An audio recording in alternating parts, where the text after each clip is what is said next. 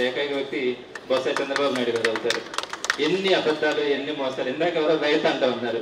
నేను చిన్నప్పటి నుంచి ఒక సామెత ఉండేది, చెట్టు ముందా విత్తనం ముందా అని. మరి చంద్రబాబు నాయుడు చూస్తుంటే అనాలనిపిస్తుంది, అబద్ధం ముందా చంద్రబాబు ముందా అని. వాస్తవమే అనిపిస్తుంది. 35 సంవత్సరాల నుంచి నేను రాజకీయాలు చేస్తున్నానని. ఏదైనా ఒకసారి ఒక అబద్ధం చెప్తే ఎవరైనా సిగ్గుపడతారు, అరే అబద్ధం చెప్పాను అని. కానీ చెప్పిన అబద్ధం చెప్పకుండా మరలా చెప్తూ ఎలాంటి మొహమాట పడకుండా చెప్తా ఉండడం అన్నది చంద్రబాబు నాయుడు గారికి మాత్రమే చెల్లింది. అయితే ఇక్కడ ఒక విషయం అందరూ కూడా గమనించుంటారు. తల్లికి వందనం కింద డబ్బులు ఇస్తాను, సాయం చేస్తానని చెప్పి తల్లికి మోసం చేయడం. అలానే ఆడబిడ్డ నిధి కింద ప్రతి ఆడబిడ్డకి సంవత్సరానికి 18,000 ఇస్తానని ఆడబిడ్డల్ని మోసం చేయడం. రైతుకి 20,000 ఇస్తానని చెప్పి రైతుని మోసం చేయడం. ఫీజు రియంబర్స్మెంట్ పాత బకాయిలు నేను ఇవ్వలేను అని చెప్పి విద్యార్థులను మోసం చేయడం. నిరుద్యోగ వృత్తి ఇస్తానని చెప్పి నిరుద్యోగులను మోసం చేయడం. వచ్చిన వెంటనే ఐఆర్ని ప్రకటిస్తానని చెప్పి ఉద్యోగులను మోసం చేయడం. ఇలా ఒక్కరిని కూడా వదిలిపెట్టకుండా ప్రతి ఒక్కరిని కూడా మోసం చేసినటువంటి ప్రభుత్వం మరి ఎప్పుడు మరి ఎక్కడ కూడా చూడబోమనిపిస్తుంది. సో చాలా ఆశ్చర్యం కూడా అనిపిస్తుంది. ఏంటి ఇంత అబద్ధాలు చెప్పాలన్న అధికారం కోసమని. మరి చంద్రబాబు నాయుడు గారు ఇప్పటికైనా కూడా కళ్ళు తెరవాలి. రాబోయే రోజుల్లోనైనా కూడా ఆయన చెప్పినటువంటి హామీలని నెరవేర్తించాలని చెప్పి వైఎస్ఆర్సీపీ డిమాండ్. ఆయన స్వర్ణయుగంలో వానలు కురిసినాయి, పంటలు పండి, ఎక్కడ రైతులను దెబ్బతింటే వాళ్ళందరూ కూడా బీమా వచ్చింది, సంతోషంగా ఉన్నారు రాజశేఖర రెడ్డి గారి యుగంలో. అదేవిధంగా జగన్మోహన్ రెడ్డి గారి రాజ్యంలో మీ అందరూ కూడా తెలుసు, అందరికీ రైతులందరూ కూడా రైతు భరోసా కేంద్ర నిర్మించి అక్కడ గ్రామాల్లోనే ఏర్పాటు చేసిన ఘనత వైఎస్ జగన్మోహన్ రెడ్డి గారిని గౌరవంగా తెలియజేస్తున్నాం. అంతేకాదు రైతులకి జగనన్న ముఖ్యమంత్రిగా ఉండగా ప్రతి ఒక్క ఎకరా కూడా ఎక్కడ కూడా ఇబ్బంది లేకుండా పండించడమే కాకుండా దానికి గిట్టుబాటు ధర ఏ విధంగా ఇచ్చాడో కూడా మనమంతా కూడా చూడటం జరిగింది. ఈ రోజు చంద్రబాబు నాయుడు గారు ఏ విధంగా అబద్ధపు హామీలు ఇచ్చి సూపర్ 6 అని పెట్టి 20,000 రూపాయలు రైతాంగానికి ఇస్తామని చెప్పి ఏ విధంగా మోసం చేసినా కూడా మనమంతా కూడా చూస్తున్నాం. అందుకే ఈరోజు ప్రతి ఒక్కరూ కూడా రైతుల కోసం అండగా నిలబడి ఏవైతే చంద్రబాబు నాయుడు గారు హామీ ఇచ్చారో అవి నెరవేర్చే వరకు ఈ పోరాటం ఆగదని కూడా మీ అందరికీ తెలియజేస్తాను. పాలనని గాలికి వదిలి సూపర్ 6 హామీలు అయితే ఏదైతే ఇచ్చారో ఎన్నికలకు ముందు వాటన్నింటినీ తొంగులో తొక్కి ఇచ్చిన హామీల్ని ఒక్కటి కూడా నెరవేర్చకుండా కాలయాపన చేస్తూ ఇంకా సమయం ఉందన్నట్టుగా మరి మొద్దు నిద్రలు జరుపుతున్న ఈ ప్రభుత్వాన్ని నిద్రలు లేపాలని, ఏదైతే రైతు సోదరులు ఇబ్బంది పడుతున్నారో వారికి అండగా ఈ ప్రభుత్వం నిలవాలని, వారికి చేయాల్సినటువంటి పెట్టుబడి సహాయాన్ని వెంటనే ఇవ్వాలని మరి రైతు సోదరుల ద్వారా కలెక్టర్ ద్వారా విన్నవించడానికి ఇక్కడ రావడం జరిగింది. గతంలో మనం చూసాం, జగన్మోహన్ రెడ్డి గారు ముఖ్యమంత్రిగా ఉన్నప్పుడు 2019 ఎన్నికలకు ముందు ఇదే రైతు సోదరులకి మరి పెట్టుబడి సహాయంగా 12,500 రూపాయలు ఇస్తా అని చెప్పారు. 4 సంవత్సరాలు, 1 సంవత్సరం తర్వాత ప్రభుత్వం ఏర్పడిన తర్వాత 2వ సంవత్సరం నుంచి 4 సంవత్సరాల్లో 12,500 రూపాయలు ఇస్తానన్న జగన్మోహన్ రెడ్డి గారు అధికారంలోకి వచ్చిన తర్వాత మరి ఖరీఫ్ సీజన్ స్టార్ట్ అయితే 12,500కు బదులు 13,500 ఇచ్చి రైతుని పెట్టుబడి సహాయం ఇచ్చి ఆదుకున్న మనస్తత్వం జగన్మోహన్ రెడ్డి గారు. రైతుకి అండగా నిలవాలని, చెప్పిన మాట ప్రకారం నెరవేర్చాలని మరి జగన్మోహన్ రెడ్డి గారు రోజు కార్యక్రమం నడిపిస్తే మరి 2024 ఎన్నికలకు ముందు ఇదే చంద్రబాబు నాయుడు గారు ఎప్పుడు వంచనే అధికారంలోకి వచ్చేదానికి ఎన్ని అడ్డదారులను దొక్కి ఎన్ని అబద్ధాలని చెప్పి అధికారమే పరమావధిగా మోసమాటి మాటలు చెప్పే చంద్రబాబు నాయుడు గారు జగన్మోహన్ రెడ్డి గారు ఇచ్చే 13,500 కంటే ఎక్కువ 20,000 రూపాయలు పెట్టుబడి సహాయంగా ఇస్తారని రైతుల్ని మోసం చేసి మరి ఈ రోజు రైతు అధికారంలోకి వచ్చిన తర్వాత రైతుల్ని పట్టించుకున్నటువంటి దాఖలాలు లేవు. మరి పెట్టుబడి సహాయం 20,000 ఇవ్వాలంటే బడ్జెట్లో అసలు మాట్లాడలేదు. ఆ రోజు జగన్మోహన్ రెడ్డి గారు 36,000 కోట్ల రూపాయలు ఇదే పెట్టుబడి సహాయంగా 5 సంవత్సరాల్లో రైతులకు ఇవ్వడం.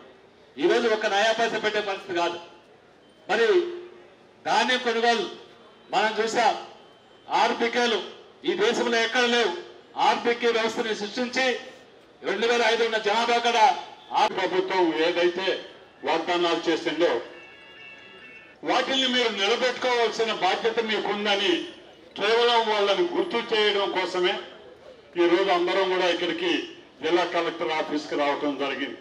మనమేమి ధర్నాలో లేకపోతే రాస్తా రోకోలో లేకపోతే ఇంకోటి తగలబెట్టాలి ఇవేం చేయటం లేదండి. ఎందుకంటే వాళ్ళు ఊరికే అయ్యా మొన్న కదా మేము ఎక్కింది అంటున్నారు. 6 మాసాలు అయిందండి. 6 మాసాలకి నాకు తెలిసి ఎటువంటి ప్రభుత్వమైనా కుర్చీల్లో సరిగ్గా నిలకడగా కూర్చుంటుంది. మరి ఈరోజు శ్రీకాకుళం కాడ నుంచి దాదాపు ఒంగోలు వరకు ఏవైతే వ్యవసాయం ఉందో దాదాపుగా అది పూర్తయిపోయింది. మన ప్రాంతానికి ఇప్పుడు ఈ వ్యవసాయం మొదలైంది. అందరూ కూడా నారేతలకు తయారై ఉండరు. రైతులందరూ కూడా గ్రామాల్లో పొలం పనుల్లో ఉండరు.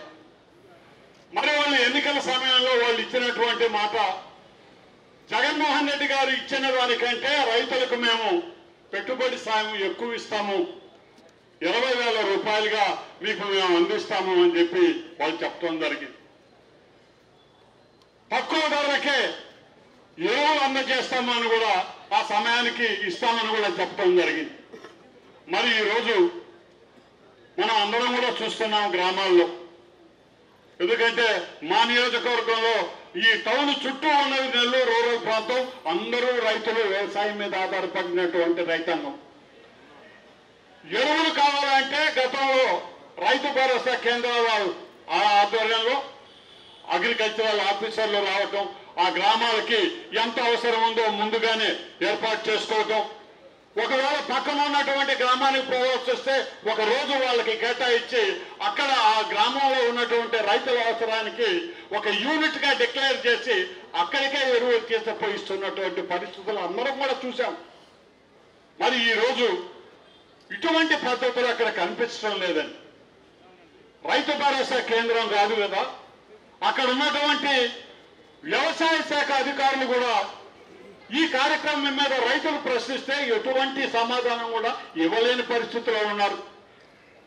రైతులందరినీ అయ్యా మీరు ముందుగా కట్టండి డబ్బు, ఎవరెవరికి ఏ యూరియా కావాలన్నా ఏం కావాలన్నా అనేది మీరు ముందు మాకు డబ్బు కడితే ఆ డబ్బు తీసుకపోయి మేము ఎరువులు తీసుకొని వచ్చి ఈ డబ్బులు కట్టిన వాళ్ళకి ఇస్తాం ఊళ్ళలో.